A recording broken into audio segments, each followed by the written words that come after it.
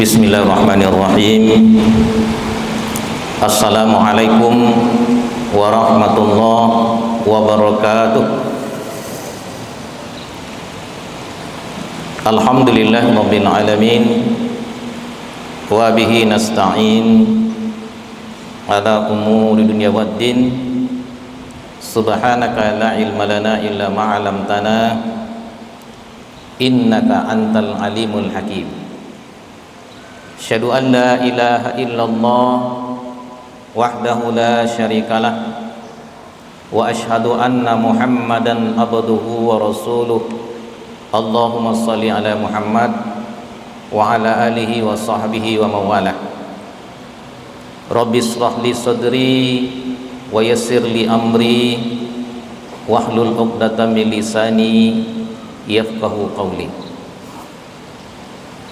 Yang dimuliakan oleh Allah, para jemaah, bapak dan ibu-ibu, para pemuda remaja, sidang jemaah zuhur yang dimuliakan oleh Allah, pengurus serta seluruh anggota jemaah Masjid Raya Syekh Khatib Al-Minangkabahi yang hadir pada siang hari ini.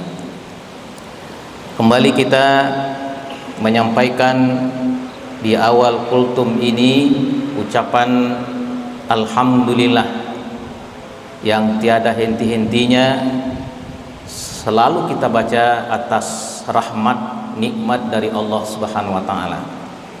Mudah-mudahan kita termasuk orang-orang yang selalu bersyukur kepada Allah Subhanahu wa taala. Kemudian salam dan salam kepada Rasulullah Muhammad sallallahu alaihi wasallam wa alihi wa sahbihi dan orang-orang yang istiqomah di jalan Allah Subhanahu wa taala. Kaum muslimin dan kaum muslimat sidang jemaah zuhur rahimakumullah. Kita telah berada di bulan Rajab dan menurut Al-Qur'an bahwa bulan Rajab ini adalah bulan hurmah atau bulan haram, bulan mulia. Mudah-mudahan kita akan berlanjut nanti dengan datangnya bulan Sya'ban dan kemudian bulan Ramadan. Salah satu pesan Allah Subhanahu wa taala di dalam surat At-Taubah 36, di bulan mulia ini dilarang oleh Allah Subhanahu wa taala fala taslimu minha, tidak boleh kita berbuat zalim, tidak boleh kita berbuat dosa di bulan yang dimuliakan oleh Allah Subhanahu wa taala.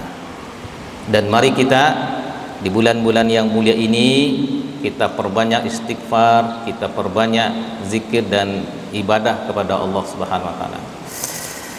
Kaum muslimin sidang jemaah zuhur yang dirahmati oleh Allah, sebagai kajian kita siang ini kami akan menyampaikan dua pesan Nabi kita Muhammad sallallahu alaihi wasallam terkait dengan persoalan pernikahan.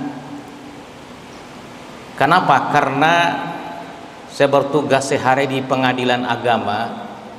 Ini sering terjadi di pengadilan agama yang barangkali perlu kita ketahui menurut dari pesan Nabi kita Muhammad sallallahu alaihi wasallam. Pertama, Bapak Ibu sidang jamaah zuhur rahimakumullah, Nabi berpesan dalam hadis yang diriwayatkan oleh Imam Tirmizi dan Baihaqi. Kata Nabi begini, i'lanu hazan nikaha wa ja'aluhu fil masajid watribu alaihi biddufuf. Ini pesan Nabi kita Muhammad sallallahu alaihi wasallam. Kenapa? Karena sampai hari ini masih banyak kasus yang masuk pengadilan agama, orang melakukan nikah secara sirri, secara sembunyi-sembunyi. ya, alias dalam bahasa sehari-hari di bawah tangan, tidak tercatat di kantor gua. Ya, masih banyak. Dan kadang-kadang entah apa, entah bagaimana, dia masih memisahkan antara ajaran Nabi kita Muhammad dengan negara. Jangan dipisahkan. Nabi sudah menyatakan dalam hadisnya, i'lanu. Ini bahasa Nabi. I'lan itu bahasa Arab. I'lan, iklankanlah. Boleh pasang iklan, boleh, karena bahasa Arabnya gitu. I'lanu, umumkanlah, siarkanlah olehmu hazahin nikah, persoalan nikahmu. Boleh, iklan boleh. Maka orang menafsirkan dahulu, mereka umumkan pernikahan di masjid, di mushola, di mana-mana. Kenapa? Karena ini merupakan perintah Nabi Muhammad SAW. Nggak perlu disembunyikan, nggak perlu dirahasiakan. Ya, tapi kalau khitbah memang ada kata pesan Nabi, kalau khitbah pinangan nggak pada diri. Tapi kalau persoalan nikah, iklankan, umumkan, rahasia, sampaikan. Nggak perlu diumumkan di masjid kita ini. Telah terjadi pernikahan antara si A dengan si B pada tanggal sekian, diumumkan begitu. Maka kenapa sampai hari ini ada di antara masyarakat kita yang tinggal di Kota Padang, kita tidak sebutkan daerahnya, masih merahasiakan, mensirkan menikah bawah tangan? Masih banyak, Pak. Kapan mereka ngajukan ke pengadilan agama? Bila terdesak. Terdesak karena anaknya mau dapat beasiswa. Kalau tidak ada buku nikah orang tuanya, karena nikah orang tuanya sembunyi-sembunyi dulu bawah tangan, gak dapat beasiswa. Kapan mereka mengurus tentang nikah mereka itu secara resmi, mendapatkan buku nikah dari kantor gua? Ketika anaknya mau tes atau masuk angkatan bersenjata, baik itu akabri maupun kepolisian. Apalagi di desa, Pak dan Ibu. Mohon Pak, kami, anak kami ini ya seminggu lagi akan diterima di Akademi Kepolisian. Mohon Pak ya, ditetapkan nikah dari pengadilan, kalau enggak bisa lolos. Pengadilan agama enggak bisa cepat-cepat, Pak. Enggak bisa cepat-cepat, seminggu enggak bisa itu. Diperiksa ulang lah. Pengadilan meriksa ulang lagi pernikahannya. Siapa walinya dulu, siapa saksinya dulu. Itu seperti itu. Nah, maka di desa kami berbagai cara, enggak bisa. Ya, pakai lobby, enggak bisa, Pak. Ini hukum ini. Karena yang bisa, yang mensahkan itu sebetulnya, yang menetapkan hukum itu kan hakim. Hakim itu siapa sebetulnya? Hakim itu adalah Allah. Maka sifat Allah disebut dalam Al-Quran, wallahu alimul hakim. Yang bisa menghalalkan sesuatu yang haram menjadi halal adalah hakim, hanya Allah. Allah yang bisa. Nggak bisa ini. Ini menghalalkan orang, Pak. Hubungan seorang yang semula haram kemudian menjadi halal, itu luar biasa itu. Maka harus jelas-jelas. Jangan sembunyi-sembunyi ini. Janganlah begitu. Pertanggungjawabannya luar biasa kepada Allah Subhanahu. Ini kerjaku, kata Allah, kenapa kamu ambil? Yang hakim ini saya. Cuman diangkatlah oleh negara, mendelegasikan hakim ini kembali mensahkan pernikahan itu. Ini berat ini.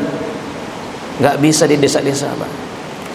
Karena kebutuhan-kebutuhan. Jadi oleh karena itu sampaikan kepada anak-anak kita, kalau ada di antara remaja dan pemuda yang disebut dengan, sebetulnya nggak boleh, Pak, Quran melarangkan fala ta'duluhunna, wali nggak boleh adol kepada anaknya untuk menikah.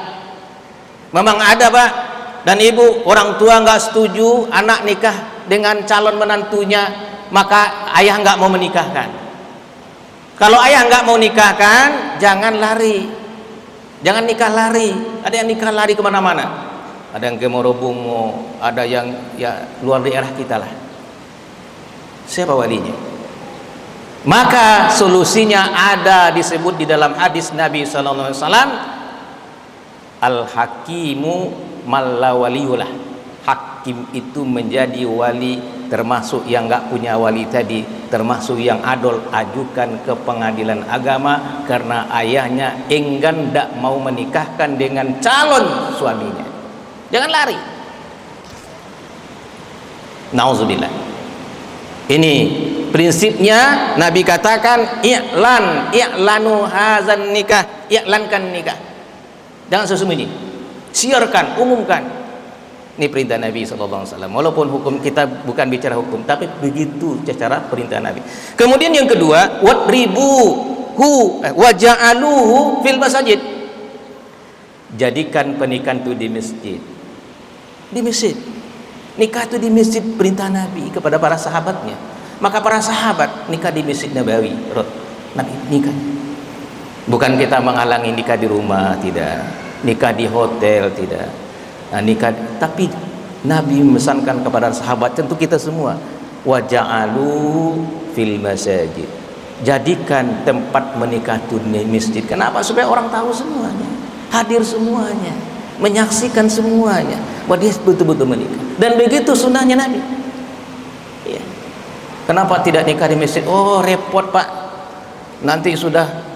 Jangan bilang repot. Kita hidup ini memang repot. Laqad khalaqnal insana fi kabad, kami ciptakan manusia memang tuh repot Pak dan Ibu semua. Kalau lagi senang nggak bisa. Kenapa tidak di masjid? Oh sibuk kali kita itu. Ke masjid lagi, pulang lagi. Jangan. Kalau nggak repot ya nggak hidup kita. Karena berkahnya di masjid Allah. Silakan. Nah, jadi bukan menghalangi, tapi Nabi perintahkan begitu. Terakhir Nabi perintahkan kepada kita adalah watribuhu alaihi biddufuf. Ya, pukulkan setelah pernikahan itu baik di rumah dengan rebana. Sederhana saja Pak. Ini mohon maaf, ini kadang-kadang mengganggu tetangga, tidak bisa tidur malam, apa musiknya luar biasa kerasnya, sakit jantung tambah sakit jantung, demam tambah demam. Ini enggak sesuai dengan ketentuan Nabi. Dufuf aja rebana, sederhana saja. Jangan berlebihan. Ya, sampai 3 hari 3 malam. Ini begitu Bapak Ibu yang baik. Kemudian Nabi pesan yang kedua hadisnya dalam hadis Abi Hurairah radhiyallahu an. Ini muttafaqun alaih, Bukhari dan Muslim. Sarut ta'amul walimah yud'alal aqniya wa yutrakul fuqara. Ini begitu juga. Seburuk-buruk makanan, yaitu makanan walimah, makan pesta dan segala macamnya. Kenapa kata Rasul mengatakan ini seburuknya? Karena yud'ul hal'aniya, yang diundang hanya orang-orang kaya. Orang miskin enggak diundang, enggak. Yang datang pakai mobil. Ya mobilnya luar biasa mewahnya. Ini kasihan orang-orang miskin. Enggak diundang Pak. Tetangganya miskin enggak diundang. Karena apa? Karena pestanya di hotel sana. Dengan apa dia pergi? Ya, fakirnya. Ini gejala. Ini kembali kita kepada perintah Nabi. Undang orang-orang miskin itu juga, orang-orang berkekurangan, orang-orang fakir. Mereka nikmati. Jangan kita jadikan ajang bisnis. Ini kita mohon doa orang banyak ini. Jangan jadikan seperti ajang bisnis. Ya, hitung-hitungannya begitu. Nabi enggak. Nabi umumnya ketika Nabi menikahi para istrinya, baik itu Aisyah radhiyallahu an menikahi Sofia, dia undang sahabatnya, beliau potong seekor kambing, enggak ada. Kita kembali kepada prinsip Nabi. Jangan kita dianggap oleh Nabi makanan paling terjelek. Kata Nabi, makanan walimah yang dihadiri oleh para orang kaya, berdasi mobil, orang miskin, kasihan kita. Jangan begitu. Inilah pesan Nabi. dalam rangka kita mengingat kembali hari di bulan Rajab ini, bulan yang kita nggak boleh berbuat dosa, kita perbanyak ibadah. Kita ingat bahwa keberkahan itu datang dari Allah. Kita tidak tahu dari doa siapa terkabul oleh Allah.